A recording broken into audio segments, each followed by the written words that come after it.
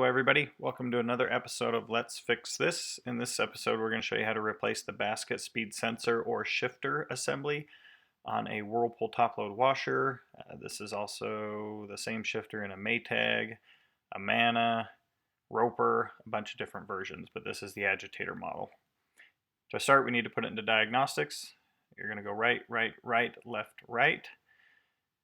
Once that's in Diagnostics, if you turn the dial to the right once, you're going to get the error code mode and push start. You're going to rotate right once, and there's our error code. It's one light, and then a gap, and then 3 solid lights followed by 1 light. Text sheet shows that that is a basket speed sensor fault or a shifter. In order to replace that shifter, we have to get underneath the washer. To get out of Diagnostics, you're going to hold the start button for about 5 seconds. All the lights will disappear. So I generally will pull the washer out, tip it back at a 45-degree angle, and then access the components from underneath. So we are looking from underneath now up into the bottom of the washer.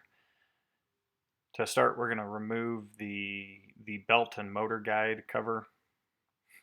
It's kind of just a safety cover because as spinning, anything that gets under the washer can get up and cut into the belt. 2 5/16 screws. Now you technically can do the job without removing the whole cover, but we're just going to remove it for video purposes. Shifter is a little red device there on the right, 2 Phillips screws. Speed that up so you don't have to sit there and watch us loosen those screws. Once those screws are out, the shifter will just pop right out. It can be a little tricky just because it sits above that pulley. Then you have the Molex connector to release. Push things on the Molex connector to release it in order to pull it out. It can be a little tight, so you might have to wiggle it around. And we're going to put the new shifter back into place. Just make sure that the shifter, there's a piece that comes off the shifter that needs to line up into the pulley assembly. 2 Phillips screws go back into the shifter. Speed that up here. You can plug the shifter in before or after you put it into place.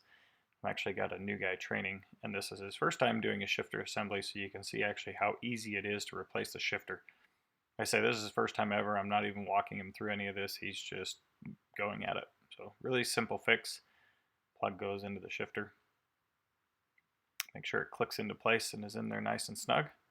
Then we're going to put the pulley and motor cover back into place.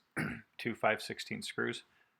Generally when I'll do it, the screw he's putting in right now, I'll take that all the way out, and then I'll just tip the cover down a bit to remove that shifter. It's a little quicker. Okay, now we're going to put the washer back down and go into Diagnostics. Sorry, I had to slow this down because it was going too fast, but you rotate the knob counterclockwise 1 turn to clear it. Then right, right, right, left, right. Now we're in Diagnostics, and we are going to recalibrate the washer, and that will get rid of the error code. To recalibrate it, you go to the right 4 times, or until the rinse light is illuminated. Once that happens, push start, and the washer will go through a calibration cycle and reset the error code that was stored in the washer. And thanks for joining us. Don't forget to like and subscribe for weekly videos on how to fix your own appliances.